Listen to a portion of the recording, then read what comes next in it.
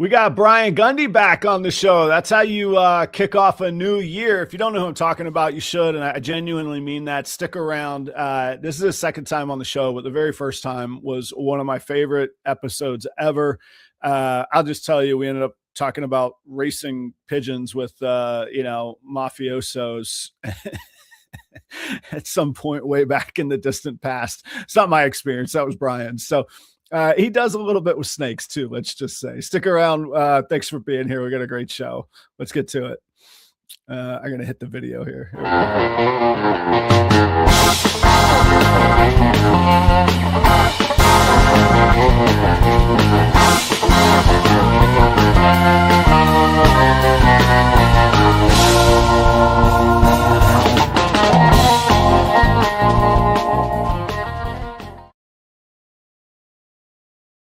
Hey, what's going on, everybody? Happy New Year to you. I hope that your festivities and holiday season were a wild success, and maybe you're getting back to normal life, or you've just started. I don't know about you. Like, Monday felt like a Monday after holidays, and then today here in Minnesota, we were covered in ice, and they don't cancel school for much, but they canceled school for ice today. So, that's a terrible joke and pun too. Let's not go down that road. I don't need the headache of that. Anyway, school was canceled today was my point, and that threw off some routines. But routine you can count on. It's Tuesday night. We got a show for you. Brian Gundy from Snakes for the Memories. No, for Goodness Snakes, not Snakes for the Memories, a different pun. For Goodness Snakes.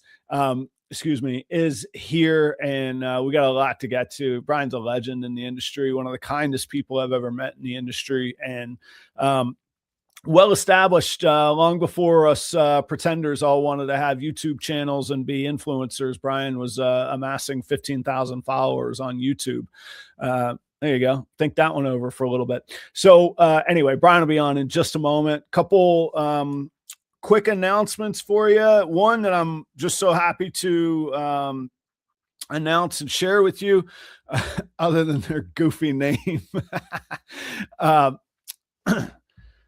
Jeremy Bod, Steve Casino, Dale Richards, Miguel from Perfectly Engineered Reptiles, and Justin from Morph Jungle are going to start a monthly, once a month. I think it's once a month. They might have changed it. Doesn't matter how often they do it. A regular get together hangout with the five of them. And they start this Friday night at 7 p.m. Eastern. They have their own YouTube channel. It's not on any of their individual brands. It's on a brand new YouTube channel called, let me get this right, Five Guys and Their Balls. That's what they've gone with for the name on here. The number 5 Guys and Their Balls this Friday night, 7 p.m.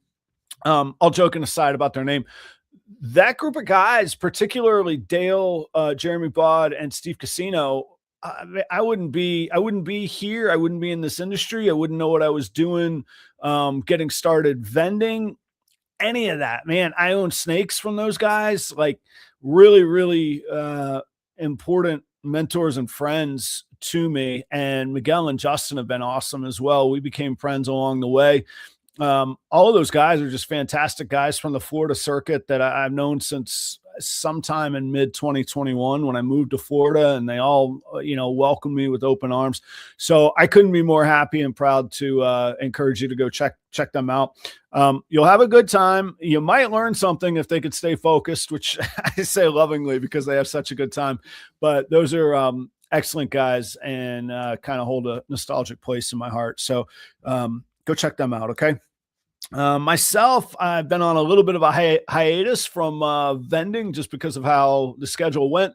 But January 25th, I'll be trying it. Actually, I'm slacking. It actually sold out. I think I'll figure out a way into the Des Moines show in Des Moines, Iowa, January 25th. Then January 31st, I'll be over in La Crosse, Wisconsin. And then February 8th, I'm going to try a new market.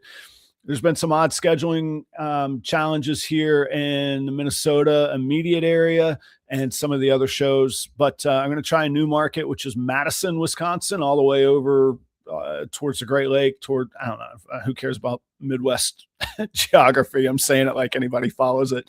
Anyway, Madison, Wisconsin. If you're around, come check that show out. So Des Moines, La Crosse, Wisconsin, Madison, Wisconsin, 3 weeks in a row coming up, starting January 25th. So I'm looking forward to getting back to that. Before I forget, tonight's brought to you ad-free by Palm Street. You will never have to watch a commercial on Proper Royals live programming because of the support from Palm Street.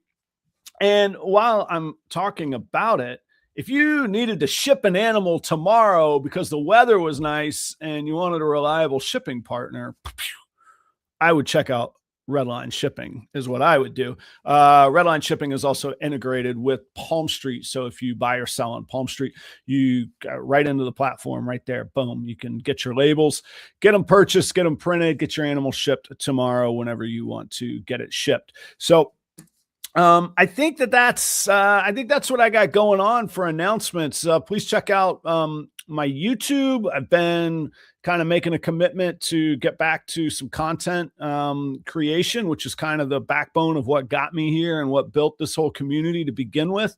So I want to get back to that. And then also want to tell you, I have started, and the first episode is there in the Proper Royals Patreon. It's $7 a month to get access to the full library and to the group chat where there's like-minded kind of business-focused individuals. We have fun in there too, but it's really snake industry, business pairing, breeding, all of that driven.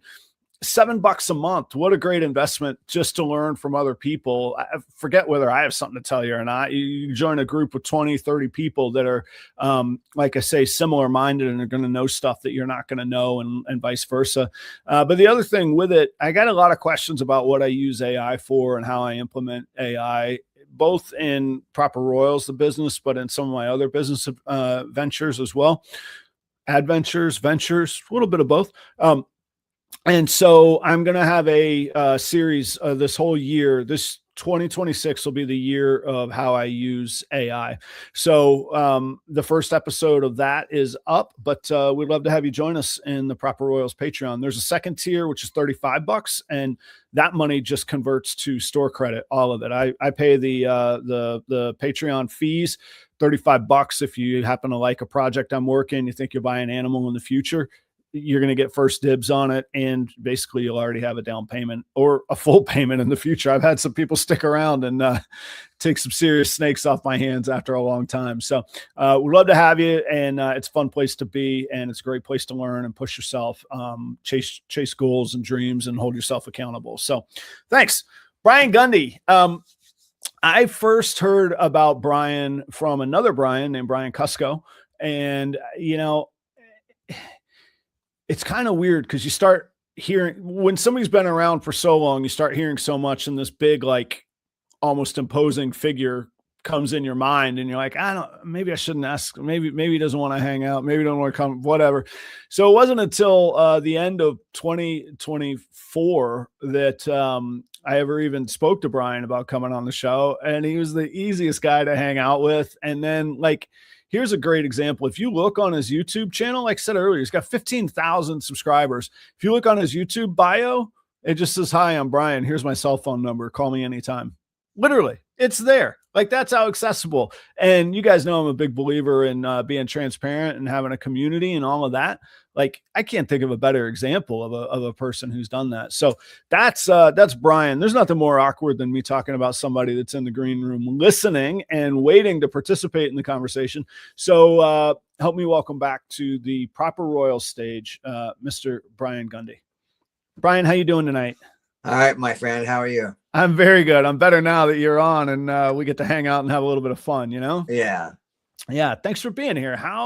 First off, how are your holidays? Everything good? Everything was great. Yeah. My son was visiting with his wife, and, they have a couple of dogs. So we took them up in the hills and let them run around. And so, yeah, that was good. And nice. I have a little announcement. My daughter just had her third child on the 5th. Oh, congratulations. Yesterday. Yeah, exactly. Okay. All right. Everybody healthy? Mom and baby doing okay?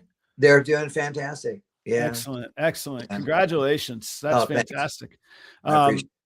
Do you have a baby's name yet, or maybe you don't want to Yeah, share that? I live in the San Francisco Bay Area, and there's a place along the coast called Santa Cruz, Yeah. and it's very well known for the pier and the boardwalk and all that. So they actually named their son Cruz, and Okay. his middle name is Ocean, Wow. Okay. and they live in Austin, Texas right now, and in August they're actually moving to Sarasota, Florida, Okay. All right. because they miss the ocean so much that they're literally just picking up everything and moving to another part of the country, but there's an ocean there, and Yeah.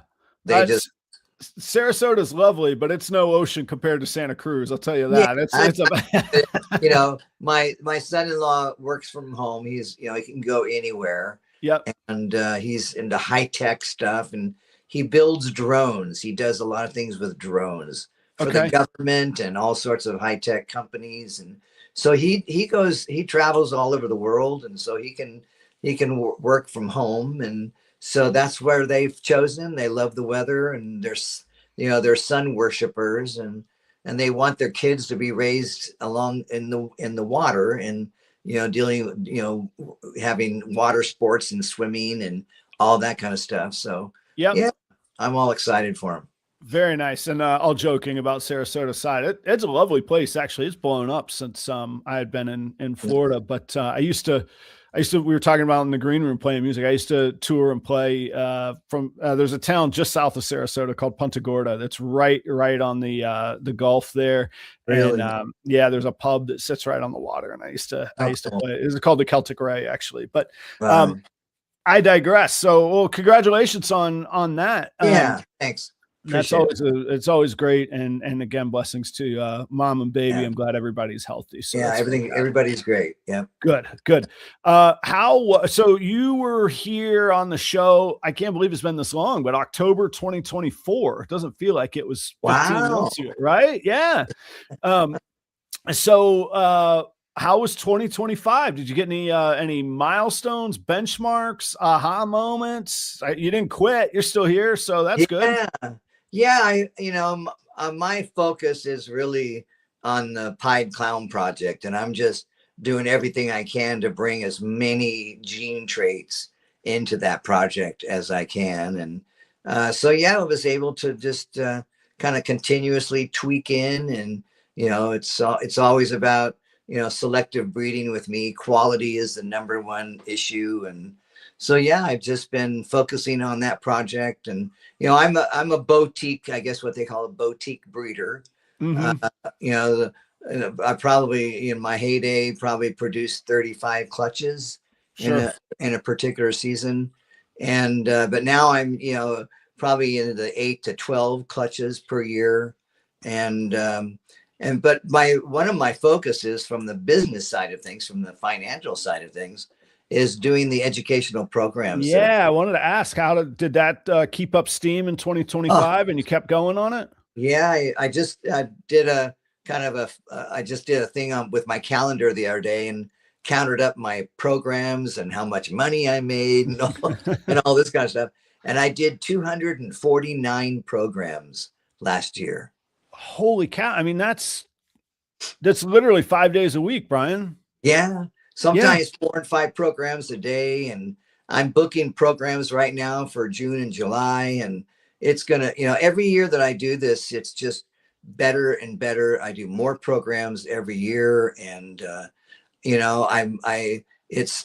be in a restaurant and people will come up to me and tell me, I did their son's birthday party 20 years ago. Oh, whoa. Yeah. It's just great. I'm loving it. I can't wait till I do my next program. I have a couple of weeks off, and then I'm going strong. Great. How many, and I think we talked some on the last episode, so forgive me for forgetting some of the details. How many animals do you take with you at a typical one of these programs or sessions that you run? Yeah, I only bring 7 animals. Yeah. And sometimes I do, assemblies at schools for 650 people. Yeah. A few years ago, I did Google's Christmas party Oh, really? for, Nice. for 750 people at the Fairmont Hotel in San Francisco, and they just had a blast. And you were talking about my YouTube channel, Yeah. and I have 750 videos on YouTube.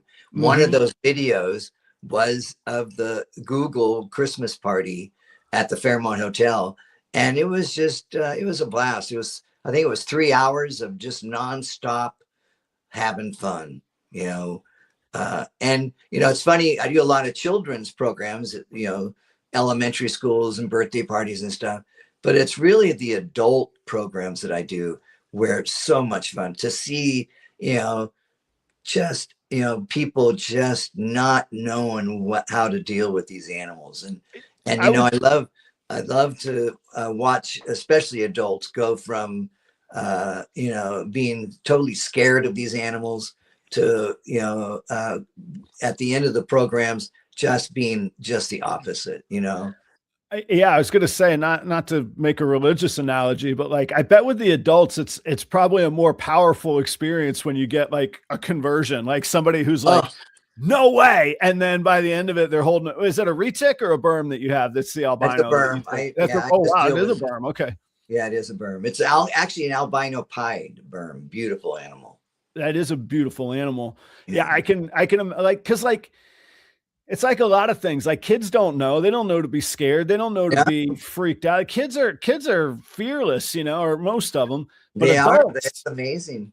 yeah, Yeah, adults, we talk ourselves into it's the dumb things. adults that, in reality, in my opinion, have been brainwashed Right. to think that these animals are dangerous and aggressive, and I think they're just the opposite.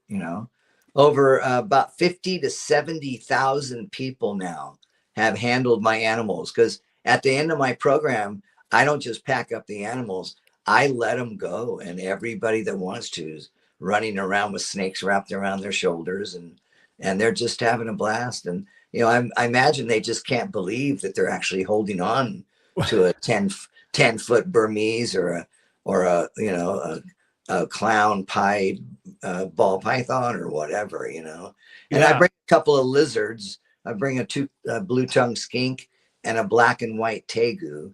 So those kind of kick up the excitement a little bit too. That's cool. Do you, I guess I'm full of religious analogies. Do you ever get No, any like baptisms, shall we say, like a berm when it's got to go, it's got to go, like oh, do you, I could tell you stories, Adam. that's That what we're here for, man. would not be something I want to share. But yeah, Sure. I've had, when they've got to go, I mean, it's not uncommon, especially for the lizards, as people are holding on to them, for those lizards to just let it loose. They get you know? warm and comfy, relaxed. Yeah. Yeah. And I always make a positive experience out of it. Some kid will get pooped on and his pants are all dirty and everything. And I'll say to him, just think of it. You're like the only person at your school that's ever been, pooped on by Right. a 10-foot Burmese python or whatever it is. Yeah. And so I always try to turn it into a positive experience. If you can do it, at least I try. You have to try. I mean, and even vending, it's the same kind of, Of course, it's gonna happen. You gotta figure some way to turn it around and make it positive, a positive moment. Yeah.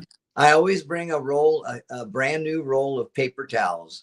Yeah. And that's the reason I bring them in. And if I'm doing a program and for some reason I have forgotten to bring a roll of paper towels, nobody knows it, but I go into this emotional panic, Right. because Yeah. and oh no,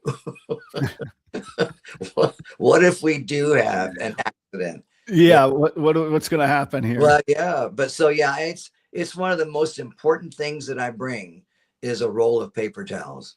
Yeah, I can imagine, especially with the big snake. Oof, I've vended next to a retic guy before, and it's like, oh my goodness, this is an experience here. Yep. And I always bring a spray bottle of Carefresh, which is a laundry thing, and it makes everything smell good. So I'll wipe down the table and then I'll spray Carefresh all over the table just to take that odor away. And Yep. now we can, go back to enjoying ourselves, Yeah. That's a good idea to have something like that Carefresh or a Oh, Febreze or something. Yeah. I always well, have the that's what I paper mean. towels, It's but Febreze. I'm sorry. It's not, it's Febreze. Febreze. Okay. Yeah. Yeah.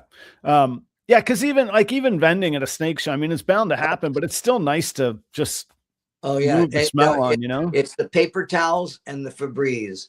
Yeah. Those are the two most important things besides the animals, Right. Yeah. But it's because when you do, I was counting the number of programs I did last year, and I did 249 programs. So when you're doing that quantity of programs, it's not, it's going to happen.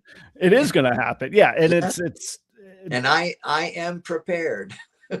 Well, and even as disappointed as I can imagine some people might be, like if you're dealing with animals, you could hold a dog and that's going to happen. Exactly. That comes with the territory. I try to turn it into a positive experience. The kids will start to ew, whatever, and I'll just remind them that all animals go to the bathroom, and right. The main thing is that we have the tools to clean it up. That's true. Yeah. But so I kind of turn it into a, even an educational experience, How long do you want to keep that going? I mean, that is 249. I don't think I would play 249 gigs a year, even as much as I love playing music. I mean, that's a lot. That's a pedal down. Yeah. And to me, it is like a gig, because I'm getting in front of an audience. That's right. I'm there to educate them and entertain them. And yeah, as long as I can physically do it, I'm going to continue. I'm 73 now. I'll just continue. My guess is 5 to 6, 7 more years. Sure. Yeah. That's it's always like we always hear these like catchphrases, like do what you love and you'll never have to work again, that kind of thing. But like, I mean, I'm not even, I don't want to get too specific or personal on but I mean, 249 events at X feet, that's a pretty good amount of income too. I mean, that's great. Why not do it? Right. I've never made so much money in my life. Good for you. I'm swimming in it. You're stuck with mandatory distributions. You still got money coming in. It's great, right? My pocket, I always have cash on me, and I'm charging $500 a program now. That's minimum. So that's $500 an hour. Yeah, you are swimming. That is I mean, that's not just flirting with six figures. That's well into 1.25, 1.5. Yeah, nice. No, good for you. Yeah, it's just, and I have a blast. It's just the funnest experience I can ever imagine for me, because I get to watch everybody's expressions, not only the children, but if I do libraries, it's the mom and dad are there, grandma and grandpa are there. I do convalescent homes. I do preschools. So it's the whole gamut. And it's interesting because it's how I sell out my snakes almost every year. I was just about to say that all matriculates down into, I mean, I was just joking to myself, you're the only breeder doing 8 to 12 clutches, making 6 figures and selling everything out, right? There's the answer right there, guys. Yeah, when you think about someone living their dream, I am living my dream. Congratulations. I couldn't be happier. I couldn't have more fun. I can't wait to do the next program. I get to meet people and laugh with them. And it's just, every aspect of what I do is just fun. Good for you. I mean, that's something we can all dream for. And I mean, I'm sure the details would be different, but I'm sure all of us would have just said, yeah, I want to make a good living and have fun and, do it into my 70s because I'm happy with it. It's beautiful. Congratulations. I'm really happy for that. That is cool. I don't think we talked about this last time, but I'm actually intrigued by, can you talk about your early experience on YouTube? You started your channel in 2009, I think the research I did said. Yeah. That's going back a ways there. What was it like, and what was the inspiration at the time? What made you go, I need to focus on this? Or did you focus on it? Did you just stumble into it? How did Oh that no, happen? I just thought, I was, I had a business. I was selling snakes, and I just thought, what a better way to sell snakes, and it really, really went from selling to educating, Mm-hmm. because you'll notice a lot of my videos are teaching people how to pop, how to probe, how Yeah. to husbandry, and I remember years and years ago, I was breeding. I used to breed boas. I um, would probably produce about 8 or 10 litters a year or so. And back in the day when I first got started, I was breeding and selling colubrids, and I was producing about 350 colubrids a year, and Okay. you name it, I was producing it, from Mm-hmm. mandarin rat snakes to corns to kings and 50/50s and durangos and Arizona mountain kings, and I just started um, educating, creating videos that would, rather than the keep secrets, I would actually tell everybody on YouTube what I did. Because years ago, I had a situation that happened where I called a breeder to find out if they would help me with some questions that I had. And at that time, it was about boas. And the person that I talked to said, "Well, I just noticed that you have not purchased animals from us in the past." And I said, "You're right, I haven't." And they said, "Well, we have a policy, excuse me, where we don't share information with anyone that hasn't purchased animals from us." And I thought, okay, well, thank you very much. I appreciate your time. I got off the phone and I made it, sort of a mental note to myself that never will I ever say that to anybody, because it hurt my feelings. Yeah. It wasn't who I am. I'm just the opposite. I have all of my secrets are on my YouTube videos. Mm-hmm. Well, And so I just started going kind of crazy, and then I started sharing my herping experiences. If I'd go out in the field and catch some wild snakes, and then like I said, sharing my husbandry techniques and helping people that had questions to sort of be proactive in my information to them, so that they could refer back to my videos and get some information about what to do about mites and how to probe and how to pop, and so it just kind of evolved into a part of my business. I, I think it's a great story, because I think we can all think of one time in our lives, maybe not even snake related, but where somebody made us feel that big and it just Yeah, stuck with us. And we said, you know what? Either I'm not going to do that, or I'm purposefully going to do something that's not, I mean, it might have just been a passive response for some of us, but I could think of times in my life where I just remember going, I will never be like you, pal. I I don't would. know how I'll be, but I will never be like you. Yeah, And yeah, like you say, you hang up the phone, or you walk away, or whatever you do. But what a dumb thing for a business too. I get it. If, say you're busy, or say, hey, come by the shop sometime, or do exactly. something. No, I Yeah. totally agree. So I just thought, I'm not going to be that person. I'm going to be the person that I am, and I'm going to share my experiences, and I'm going to share my expertise, if you will, and I'm going to take that guy that's scared to death about what to do with any kind of snake that he's working with. And because I've worked with boas and colubrids and ball Mhm. pythons, and so I have experiences in a lot of different areas of husbandry and breeding. And so I just have spent my focus has been, and always will be, what can I do to help? Quick shout out to Chris Eaton. Speaking of people that have Oh, shared a whole lot and supported me a whole lot. And Chris is one of those people to me. Yeah, check out the Storyteller series episode, guys, over at the Fat Man Nation. So Chris, thanks. You're welcome to keep throwing money in the jar, but you don't have to throw money in the jar just to comment, man. I appreciate you, man. Thanks very much for keeping the lights on. He's a great guy. Good friend. Yeah. So was there, I'm trying to think because I'm trying to think what existed in those days. So 2009, Facebook would have just been getting going. YouTube would have been or Google would have been about 10 years old at that time, but YouTube would have only been 6 or 7 years. Stupid kids. I can't even say 6, 7 anymore. 6 or 7 years old at that time.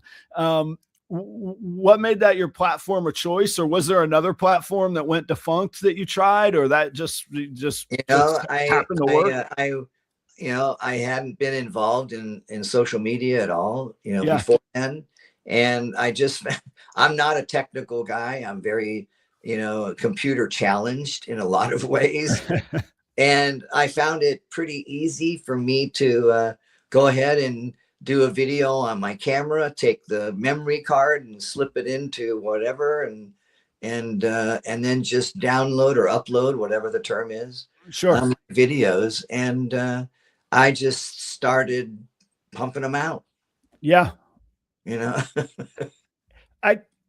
I know I'm not saying this about you. For myself, I enjoyed it almost even more when I didn't know anything, like when I didn't know about like keywords and search engine optimization and the supposed algorithms and all of that. Like I still go back to just like, I just want intriguing content, and the rest, the chips will fall where they're at, like that's all French to me. And that's all and I have no idea what you're talking about.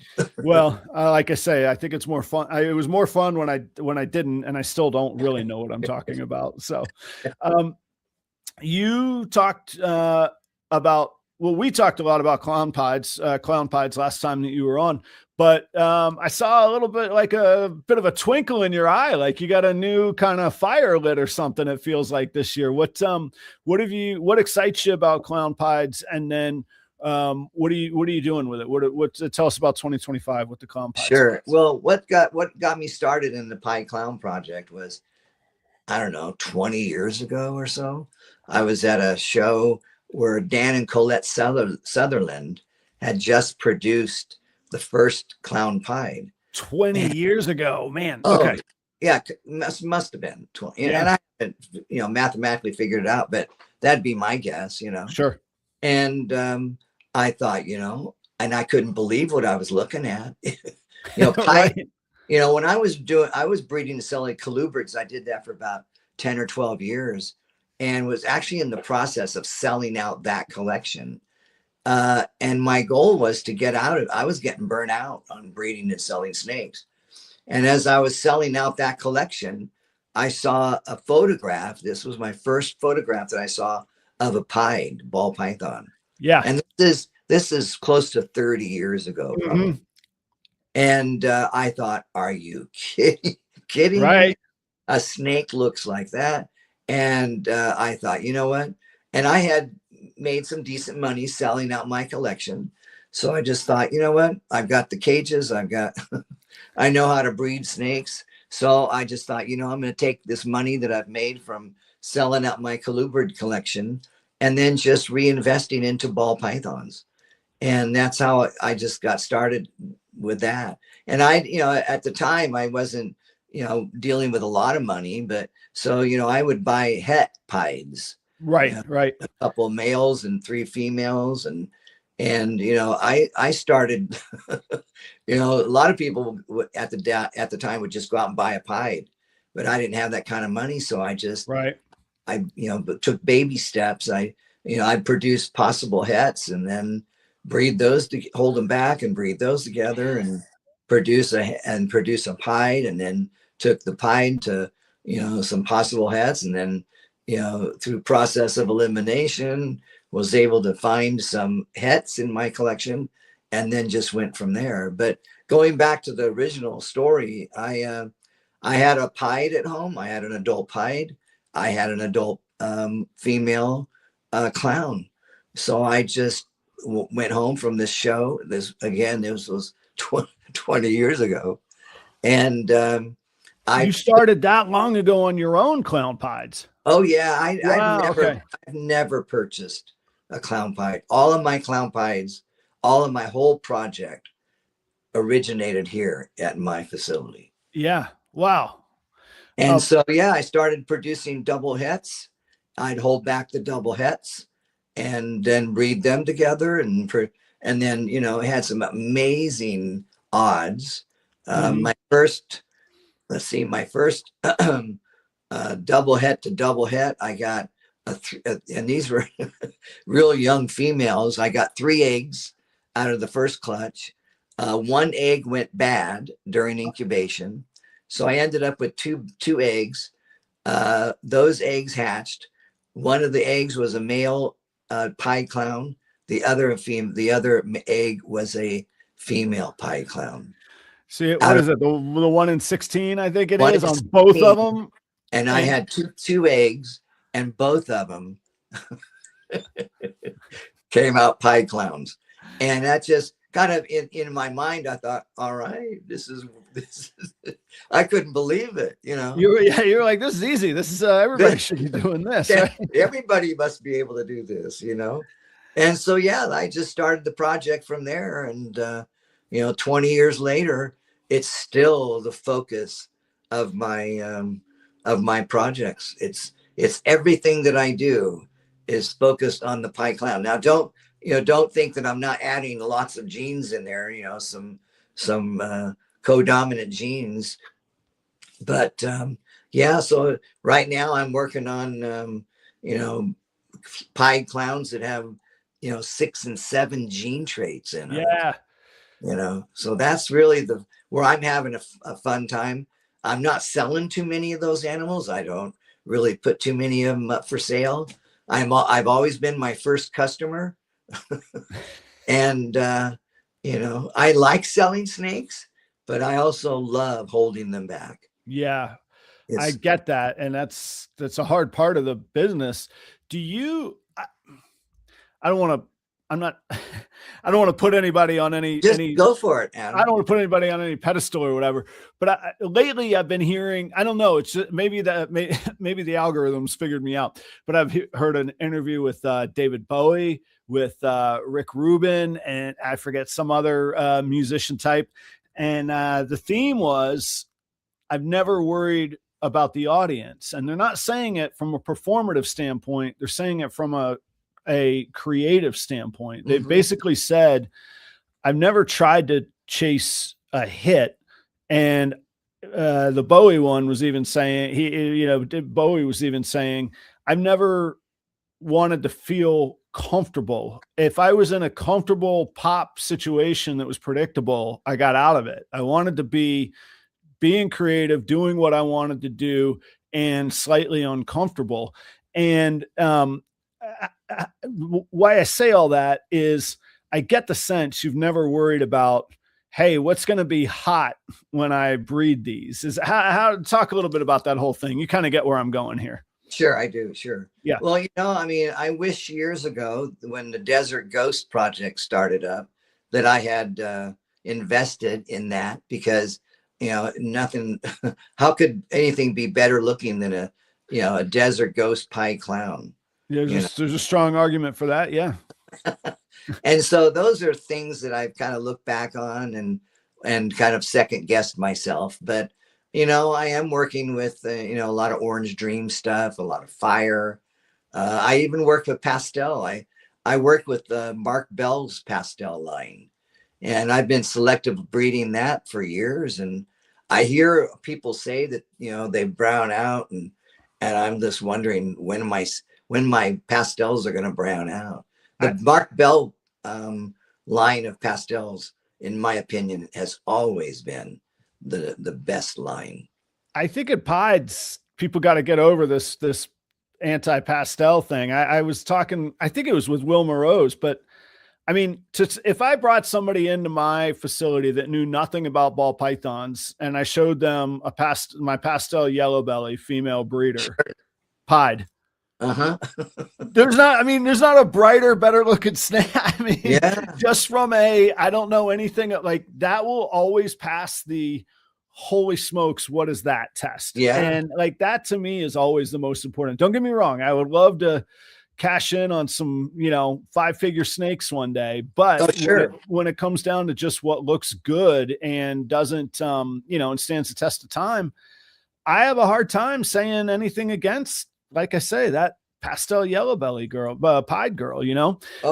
Oh, I get it. And by the way, I just wanted to commend you on your Ultramel Clown project. Oh, Just thank you so much. just when I saw, I was watching your video the other day, and I thought, "Are you kidding me?" Thank you. Those are amazing. You got to fall in love with it. Right? Like, Oh, it's actually, let's talk about this because it's kind of funny. We hear this advice, or I do anyway. You got to pick your lane. You got to plan what's going to happen, and you got to stick with your plan. Yeah. What does Mike Tyson say? Everybody's got a plan to get punched in the chin. Like those Ultramel clowns. I was like, okay, forget the other plans. We're going that way. Like you don't know what you're going to fall in love with sometimes. Like they're phenomenal. Now it's like amazing. Some of the most beautiful snakes I've ever seen were those 3 that you showed the other day. Thank you. Amazing. And those are the base. One of them had pinstripe, and that was it. The other 2 were just now the variation of the Ultramel is incredible too. That was what I found in there. Yeah, but, I saw that one female that you showed that looked like she might have some pastel in her or something else. There's just too much action in there, and that's one, as I said in the video, I acquired. Now I do know where she came from, and I'm the producer, and then I'm the second owner after the producer, but I know the producer. So actually I need to go back to him and say either what's in there or what were you working with in that era? Or check it out. Or just have a full panel done on a shed test. That's it. It's, but I got to jump in line, maybe sometimes I can't do the 1 in 16 odds on a head-to-head, double head-to-head, Thank you for the compliment, guys. If you want to check out that video, it's on YouTube. That's a full video, and actually, I just put a short drooling. Of those 3. Thank you. I was drooling. Beautiful. That might be the best compliment I've ever gotten. I appreciate it. What for people that are interested in the Clown Pied project, what gene you said you're mixing like 6 or 7 genes in there. What is getting you going these days? What's keeping you excited after 20 years that you're still excited? I think you brought some over. Yeah. I have an acrylic pillar sitting right next to me with some of my animals in it. Let me get you on the big screen. 1 second there. Sure. Brian. There's some other buttons. That's not the one. Okay, now we're getting there. Wrong person. There you are. Okay. So this, and I don't know if you guys can see. Here, let me see if I can show you the head. This is a Pastel Fire, Orange Dream, Yellow Belly, Enchi pied. So there's like 6 in here. Not head for anything. Okay. But I guarantee you that she will be a part of that project that will then take the Pied Clown project to the next level. Right. And her dad right now is a Pastel Fire, Yellow Belly, Enchi pied. And he's been locking up to my pied clowns and my clown. Okay. And when I say pied clowns, most of them are pastel leopard pied clowns. But this is just, this snake is on fire. It's just, and again, there's pastel in this too. Yep. But and there's Orange Dream, there's Yellow Belly, there's Enchi, and that head is just here. Let me. Yeah, super high contrast and clean. Look at that. How old's that girl? About a year? About a year, yeah. About a year, yep. Yeah, maybe 6 to 8 months, yeah. Okay. Like yeah, holding the color, beautiful though. Oh, she is, yeah. Yep. And so yeah, it's all about just adding, layering in gene traits into the Pied Clown project. And I'm going in different directions. I'm working with GHI into the Pine Clown project, and Mystic. Yeah. And even my gold blush stuff I'm putting into the Pine Clown project now. So Did you say gold blush? gold blush, it's a What? gene trait that I originated Really? about 20 years ago. I just through breeding the project, I established it as being at least a dominant. It might be a co-dominant. And yeah, it's a gene trait that I have in pretty much infiltrated into my whole collection. It was a a normal looking ball python that people used to go crazy over. And originally I just thought it was a normal looking ball python. And when I started breeding it to different gene traits, it would just, it works as an enhancer. I see. It was just a normal, it's like, it looks like a special or a yellow belly. It's just, excuse me, it's just a normal looking ball python, but there are different visual traits that you can identify it, and they're reproducible. And that's when I started thinking, okay, maybe I have a different gene trait going here. Right. And a lot of people would ask for them, and they would say, do you have any more of those snakes that have a lot of blushing, that have a lot of gold into them? So I just started calling them gold blush, and I've been working with it for years. Wow. When did you decide, like, how long ago was it that you were like, okay, I got something and I've proven this at least to myself, whether anybody else does it? 20 years or so. Really? Really? Okay. That's been a while then. What do you find that it brings to pieds? Is there a benefit in the pieds that you find? I'm just now bringing it into the Pied Clown project. So, oh, really? Okay. Yeah, it hasn't been something that I've really focused on. It's just sort of a peripheral gene trait that I've had on the side.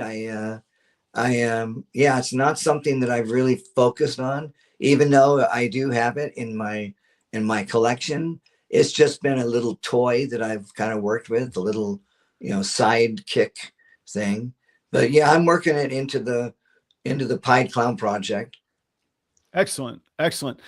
You mentioned at least one other recessive at being DG, and I can't remember if there was another. Do you ever see yourself trying to bring a third and a triple visual in? Yeah, I gotta say, when I was looking at your Ultramel stuff the other day, I thought, you know what? I got Pied Clown females and I've got an Ultramel male. There you go. And I thought, I'm going for it, because I was so I was so impressed with your snakes that I thought, let's go. And I, because I'm 73, I'm kind of at the end of my journey here. And I haven't really been focusing on triple hets. Right. But I thought, you know what, if I can produce a Ultramel Pied Clown and mixed in with a bunch of other gene traits, how beautiful that snake would be, I mean, just with the one that you just showed, that an Ultramel would be unbelievable. It'd be just fire, complete fire. Yeah. So that's the direction I'm starting to go. And, a lot of Orange Dream stuff. I love how Orange Dream really brightens things up. And I wish I had gotten into the Desert Ghost adventure many years ago, but I haven't. And so that's one of the things I'm kind of kicking myself for. But again, at 73, how many more years am I going to be either around or breeding snakes, Right. And so again, I'm not at the beginning of my journey. I'm at the end of it. So you have to think about that. When you start working with triple hets or even quads, it could be a 5 to 10 year project. Oh, yeah, it could be a lifetime. Absolutely. Yeah. So I'm starting late with the triples, but again, after seeing yours the other day, I thought, you know what, I would be, an idiot not to incorporate going into the triple het side of things. Well, if I can ever help speed it up, or I have an ingredient that will speed it up, you let me know. It'd be an honor to either Oh, work with you or just send you one, man. I don't oh, care. thanks, That'd bud. be I sure fine. appreciate Yeah, that. I mean it. That'd be great. Um, what do you, I mean, you kind of touched on it here, and it's not really my place to ask these sorts of questions. I don't mean, but you brought it up, but like, what does, what does an exit plan look like? Not from this planet, but from the hobby and from that world of snakes. What are there contingencies for where these snakes go? Or I don't know what your collection size is. Like, is there a, I have um, about 100 ball pythons, yeah, and it's kind of sad, but I had a contingency plan set up. A good friend of mine, his name was Dave Calling. He's a Brazilian rainbow breeder, very high end Brazilian rainbow breeder. And we had, we had it all set up that if I were to pass or when I pass, he would, take my collection and keep what he wants, and then sell the rest, and either, keep half the money or give the money to my wife or my right. kids. And the sad part about it is about 2 months ago, he passed away. Oh my goodness. My condolences. I'm sorry. Yeah, good Yeah. friend, good guy. And so I'm not sure at this point in time. Yeah. I've got a few thoughts going, but I haven't really, contacted anyone to take over the business. The side of my business where I'm actually doing the educational programs, that would be an easy thing. Just stop doing them. Well, yeah. Right.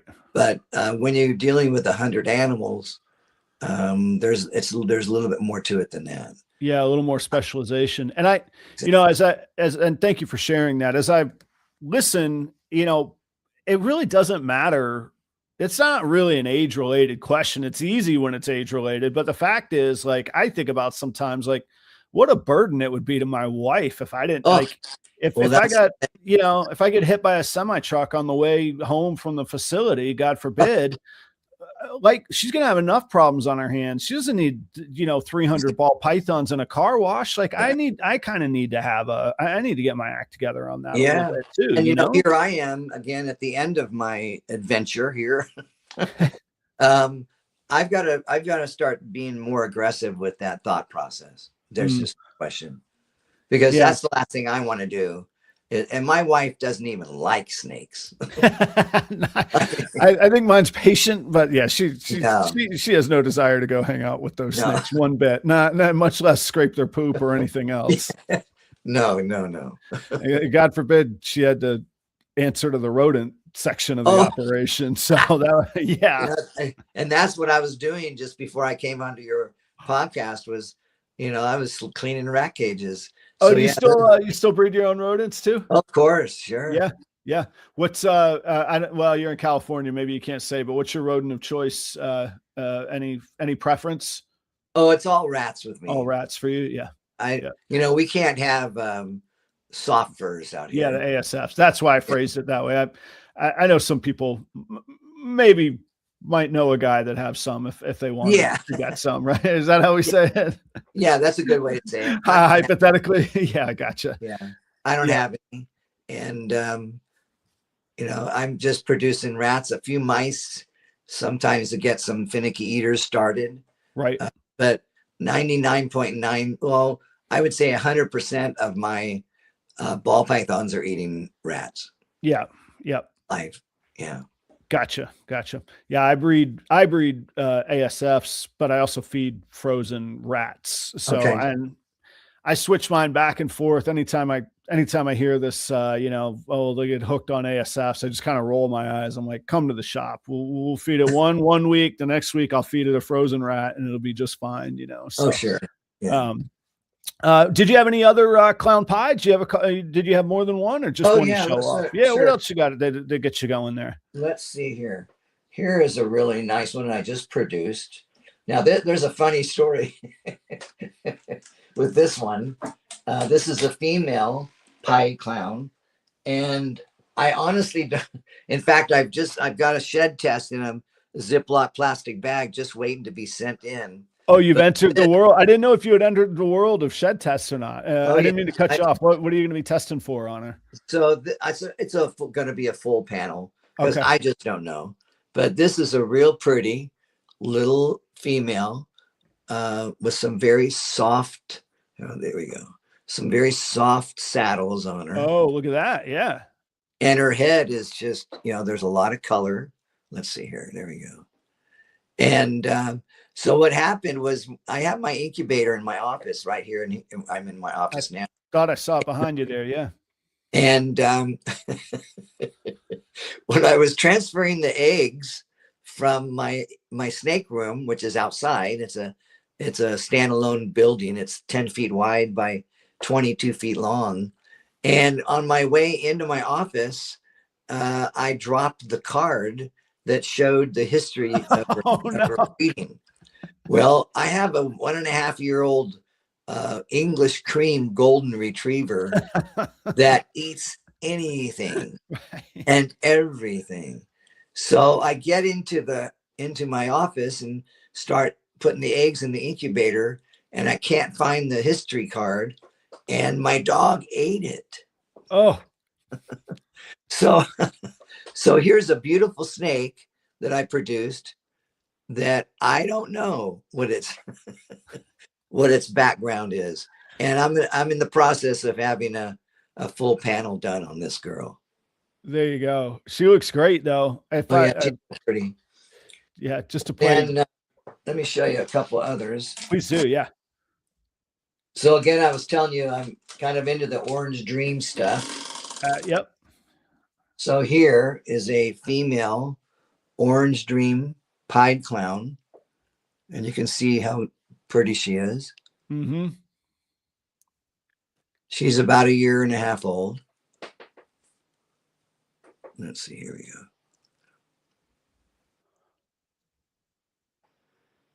And again, I'm just continually taking the Pie Clown project to another level, to the next level. Yep. And we'll then, take this and breed it to something that's got a lot of gene traits in it. And now I'm starting to focus more on the excuse me, the mystic side of things and the GHI side of things. So we'll see how that goes. Here's a real pretty pastel orange dream pied clown. That's a nice combo, and the coloring and I like, for me, I like that balance of a light color and pieds like that. Yeah. And you can, the head is just beautiful. And you'd think by looking at this, the pattern looks like it might be some yellow belly in there. Right. Yeah. There's with the pixelation. No yellow belly, huh? Yeah. There's no yellow belly at all. Pastel, leopard, pie clown. Ah, very nice. Orange dream in that one too, or not? Yes. Sorry, yeah. Okay. Yeah. That's okay. Yep. And then again, another direction I'm going, I mentioned the GHI stuff. Here is, and this is going to take the project into a darker place. Right. But this is a pastel leopard GHI Mojave het for clown pashet pied. Nice. That pastel actually breaks up that GHI leopard Mojave can just kind of end up with just a stripe sometimes. A pastel breaks it up nicely, brings a pattern back, huh?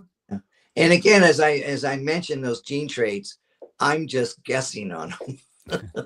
I mean, so I haven't shed tested this guy. I might be pleasantly surprised or not, but that's the my preliminary guess is that it's GHI leopard Mojave, and it might even be a super pastel because of that, that head. Let's see here.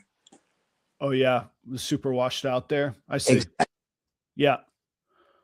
I would say of nearly anybody on this planet, if you said it has those genes, I'd be inclined to at least start there as a good place. Yeah. And I'm just, going by the parents of the snake, So yeah, it's just, to me, um, I don't have enough time and enough space to really focus on a bunch of stuff. So I've just, spent the last 20 years or so just kind of narrowing things down. I think the results are fantastic. And for those of y'all that missed the beginning of the show, there's a whole segment in there about a brilliant business plan that you can do just fine on, focusing on what you enjoy and going after that. Brian, thanks for sharing those and pulling those for us. I appreciate that's an extra step of planning. Speaking of business plans, I got to pay some bills. If I could take about a 2-minute break, and then I was thinking, I wanted to give you a moment to think here. It's up to you if you want to, I don't know. But the last time you were on, you just had these fantastic stories. And I was thinking there had to be a time you got yourself into a pickle, or maybe you ran with some strange folks in the reptile industry over the past, couple decades. And maybe there's a hypothetical scenario you could tell us about that. Sure. I don't know. I'm just putting you on the spot. I got a million of them. I figured so. I thought so. All right, audience, stick around. Check out these sponsors of Brian. The last segment, we'll hear some stories from Brian. Sounds good. I told you guys about Redline shipping a little bit earlier today. Look, temperatures are fluctuating. There are ups and downs here in Minnesota. It's actually warm enough to ship right now. If you need to get an animal out immediately, go check out Redline Shipping. They have up-to-date information on temps, the equipment to ship them safely, and they have phone numbers that you can call and get guidance on that from reptile enthusiasts that are very experienced with both their animals and shipping. Use the promo code PROPER5 and get yourself $5 off your next shipping label. We have been talking about shed testing, which, if you're not familiar with, which I think everybody that watches the show probably is, but if you're not, shed testing saves you from having to go through what Brian was talking about, breeding hets, holding back possible hets, breeding them and hoping that they prove out. You can find out. You're going to keep less animals. You're going to be more efficient, and you're going to save yourself time. And Charlie at shedtesting.com, which is morphing into, no pun intended, into phenome.com. So you hear me use both of those websites, but go check those out. He's just lowered his prices. He's improved his efficiencies with the lab, as well as improved the automation so that less human hands have anything to do with this shed testing. So we're eliminating variables. Adam, is Phenome. What's up? Yeah, Phenome is, there you go. Brian Gundy's using Phenome. That's what you need to hear right there. Go check that out. You can use promo code PROPER10. Brian, you can use this too. Get yourself 10% off of an order of shed tests. You can order as many tests as you want in the order, and you can do that 2 times. So go check out phenome.com or shedtesting.com will get you there. Okay. Sundog Serpents, that's Sarah and Josh down in Florida. I've been working with them and friends and colleagues with them since 2021. I used to vend with Sarah on the Repticon circuit there in Florida. Great people to work with. And some of those ultramels, not the ultramel clowns, but the other ultramel breeders that Brian was talking about in my video earlier, came from Sarah and Josh at Sundog Serpents. They're working TSK Axanthic, as well, and TSK Axanthic clown projects, as well as some puzzle projects that they have hatchlings for that are available right now, and some hypo stranger clown stuff as well. So please go check them out. Good friends, Sarah and Josh at Sundog Serpents. Reagan Renee Royal Pythons. Let me get my list here for what he's got going on, because he's got a ton going on. Go to reaganrenee.com. Check this out. When you go there, everything that he has for sale on reaganrenee.com ships for free. There's all kinds of different ways to pay. He even has the buy now, pay later type of deal set up. I think it's through either Square or PayPal. Whoever it's through, that's on there as well. He's going to ship it for free. And if you use promo code PROPER10, you'll get 10% off as well there. That's Charlie Ryan. Also, he's in New Jersey. But he's also got this cool value add stuff that he works in. He works in heavy logistics and analytics in his day job, so to speak. And he's brought some of those analytics to some calculators that will calculate the value of shed testing. Should you shed test? Should you not? What's your potential and likely gain and return for doing that based on various outcomes? Similarly, with various pairings, he's venturing into this really analytical world. Those calculators are on ReaganRenee.com, and it's free. It's all a value add. Just go check it out. That is Charlie at Reagan Renee Royal Pythons.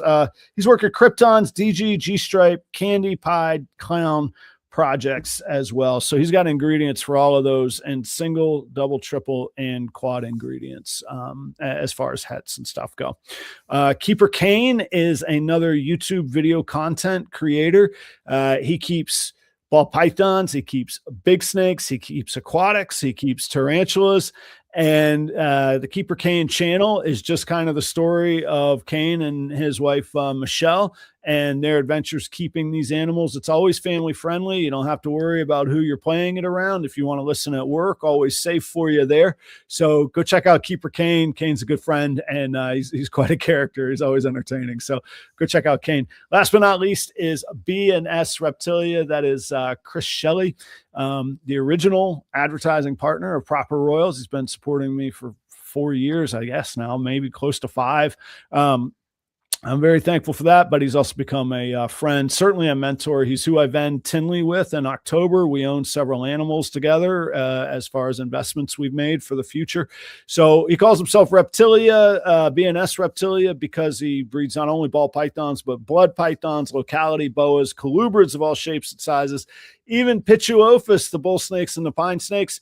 If you're concerned about whether you need a certificate or license or anything in your state where you're at, he's got the knowledge and education as well as the paperwork to help you along with that.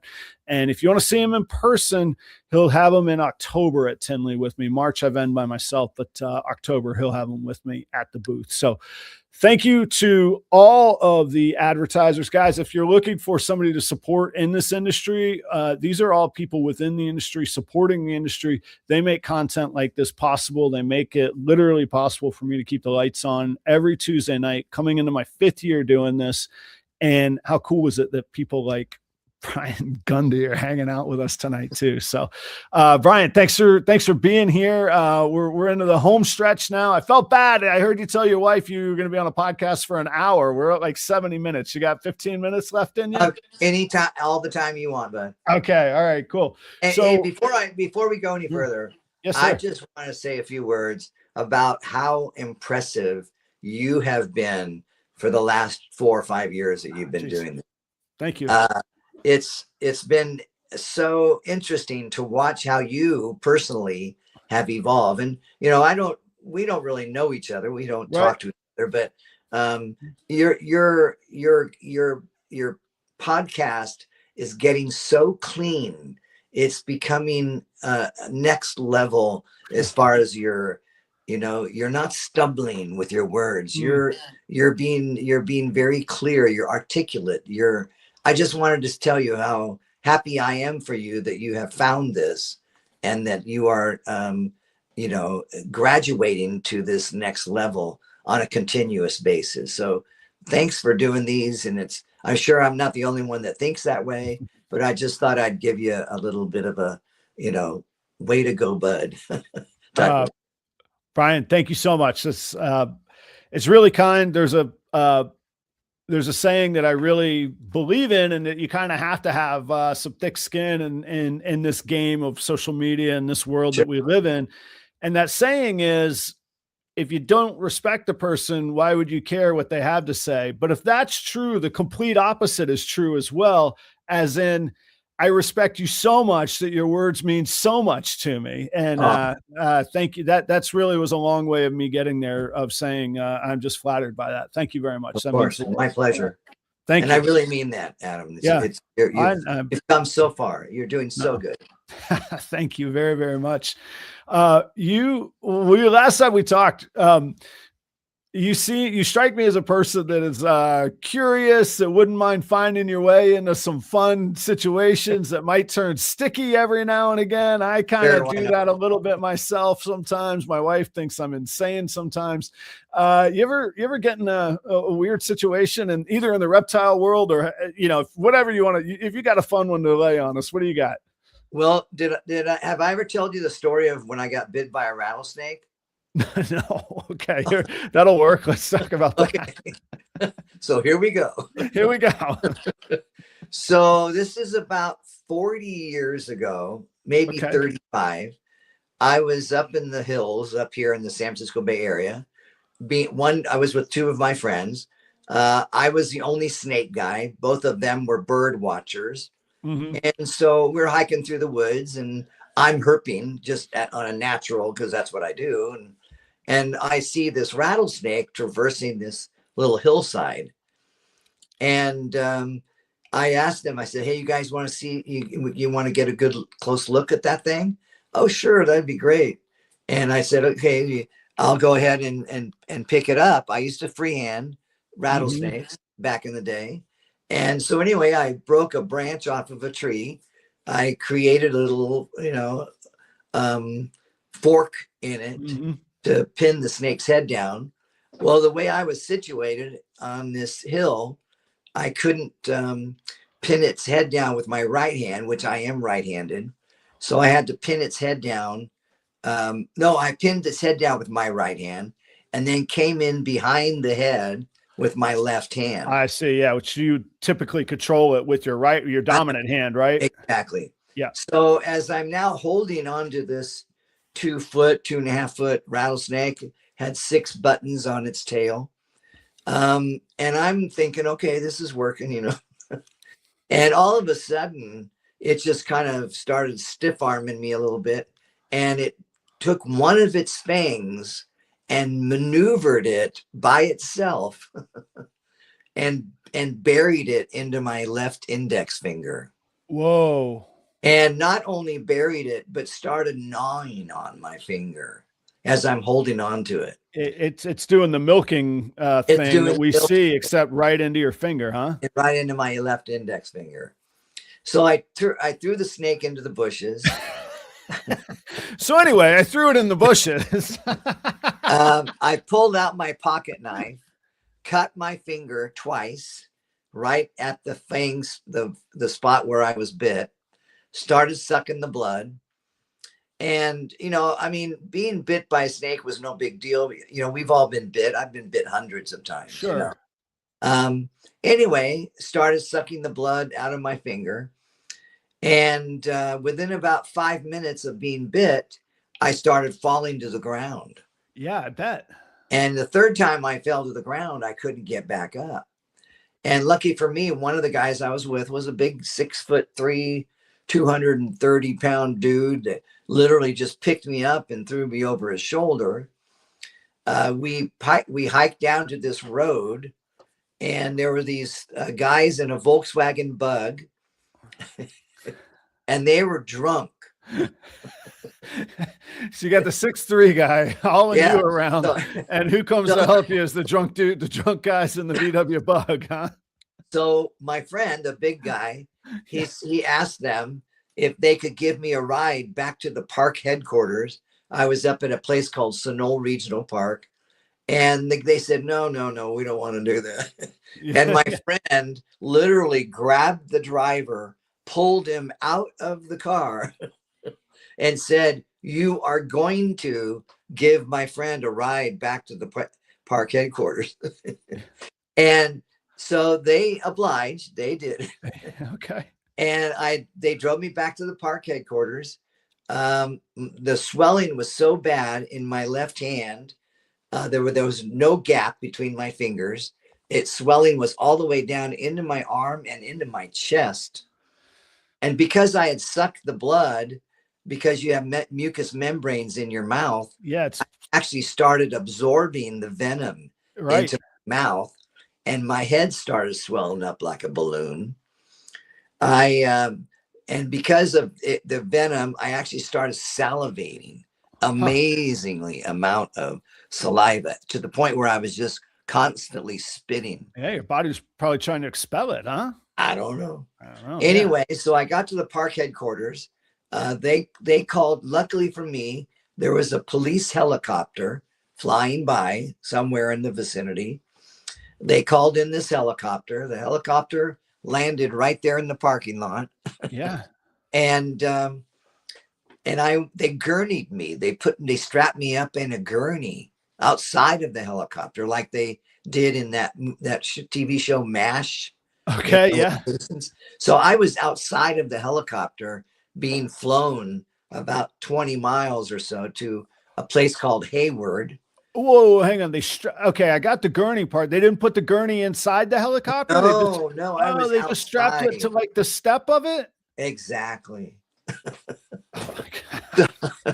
So I get to the hospital within 2 hours of being bit by the snake, and the nurse, they're getting me off the helicopter, she asked me if I was allergic to anything. And I said, I think I'm allergic to bee stings. I would have said rattlesnakes. And then so she says, well, if you're allergic to bee stings, then you're probably allergic to rattlesnake venom. Oh, yeah. Okay. And I did. Okay. So anyway, they admitted me into the hospital. I was in ER. They started pumping me with anti-venom. I ended up with 7 vials of anti-venom. And they periodically would ask me, are you having a hard time swallowing or anything like that? Right. And the bite itself was agonizing. I was moaning and groaning. Mm-hmm. It was not a pleasant experience. And anyway, about an hour after I got to the hospital, I started having a hard time swallowing. Yeah. So I went into anaphylactic shock. The shock, yep. And then I went into a coma. Whoa. I was in a coma for 3 days. I could hear everything. I couldn't see. I couldn't speak. And the only thing that I don't know about the only thing, but my total focus was on inhaling and then to remind myself to exhale. And then again, reminding myself to inhale and then exhale. And I did. You remember this while you were in your? Totally remember. Yeah. It was every ounce of effort I had to breathe. Mm-hmm. And I did that for 3 days. I came out of the coma, and I ended up with a case of hives. I had bumps from the top of my head to the bottoms of my feet, every square inch of my body. And that sort of basically tells you that there's an allergic reaction going on. Right. And they never knew if I was allergic to the venom or the anti-venom. Mm-hmm. They do give you, when you get there, they gave me a subcutaneous injection of anti-venom, and they're looking for redness and swelling and things like that. Which that's just under the skin, like the TB shot that they give you. Yeah. Yeah. And so anyway, I came out of the coma, had that, went into that case of hives, and I now have some paralysis on my left index finger, probably due to the fact that I cut it to the bone. Right. I still see rattlesnakes all over the place. I'm out in the field constantly. Yeah. And it's probably one of the most common snakes that I find. But I don't pick them up anymore. Okay. I just take video, take pictures, and say hello and goodbye. Were you first, I'm glad you survived, and thanks for sharing. That's a wild story. I mean, hanging outside a helicopter on a gurney is that was the best part of it. Oh my God. I mean, I'm sure at that point you were whatever the negative version of high and euphoric is, you were on the negative, but I'm sure that it was that helped the helicopter ride or whatever you're going through. I mean, I had no control over anything that was happening. Of course. So I just made the best of it, and it was just another adventure, but it was such a neat experience to be able to fly right over the treetops, be able to look out, from left or right side, and be looking straight up at the propeller or whatever you call it. Yeah, that was the best part of the whole experience, was the ride to the hospital. Oh, I have a terrible fear of heights. So that would, oh my goodness, I would have been in rough shape. But were you married at that time? Yes. How did that conversation go when you got home or when you came out of your coma? I remember when I was in the hospital in the coma, I remember my parents coming in. I couldn't see them. I couldn't move. But I remember the conversation that they had with the doctor. Oh, wow. You know, the doctor told them that the next 36 hours I was critical, and the next 36 hours were going to be very important as far as my recovery. And they just didn't know which way I was going to go because of the way I had been reacting. They were thinking about doing a fasciotomy,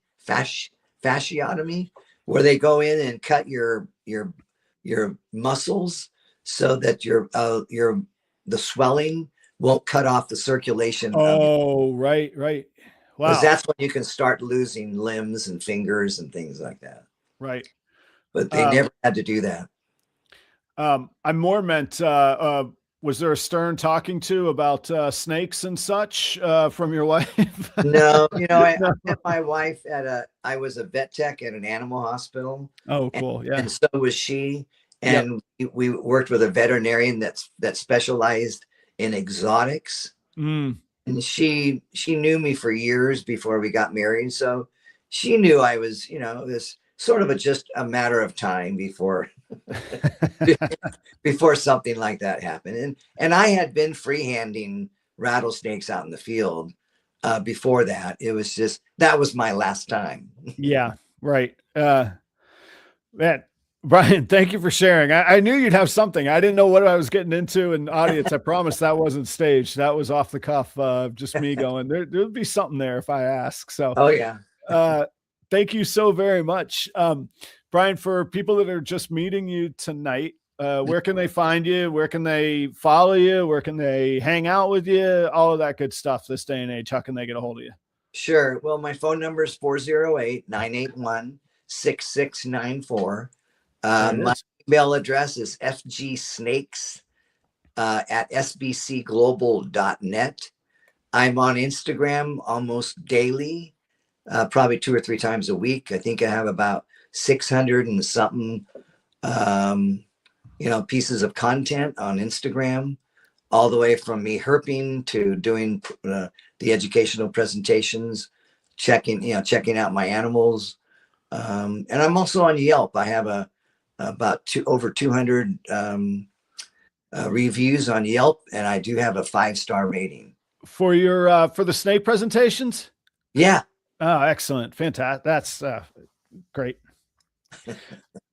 Brian, I hope I get to get out there and come hang out one day. Like I would just I'd sit up on a hill. Maybe there's a outcropping, a little bottle of Napa's Finest, and just go hang out. It'd be fantastic. Go over. So you're going to be at the Tinley show coming up in October. I'll be at both. Yeah, I'll be at all the Tinleys. Okay. Yeah. So I'm actually thinking about getting out to Tinley this year. So if and when I do, I'll come by and say hi. Oh, please do. Please do. I would love that. That would make my day. I hope that you do come out. That'd be fantastic. All right. Well, Brian, thank you for being here. Stick around for just a second in the green room, and I'll tell you thank you another 5 times, but thanks for being here. Audience, go check out Brian, support Brian. You can learn a ton from Brian. I didn't get a chance to sneak it in there, but when I was learning how to probe, I didn't know Brian or who he was at the time, but his video was how I learned how to probe animals. That was the first time that I crossed paths with you, Brian. So, anyhow, very useful, fun content. You can see the kind of guy that he is. So thanks very much, Brian. Next week, I got Wilma Rose coming back on the show. We had a little scheduling snafu just before the holidays, and we ended up just shelving the show and hanging out for a minute. But we're going to do the actual what's new in 2026 for Wilma Rose from Royal Canadian Reptiles next week. So a couple bangers to start off the year. Audience, thank you so much. I couldn't be more thankful and more flattered that you guys come and do this every week. So thanks very much. I will see you guys same place, same time next Tuesday night. See ya. Cheers.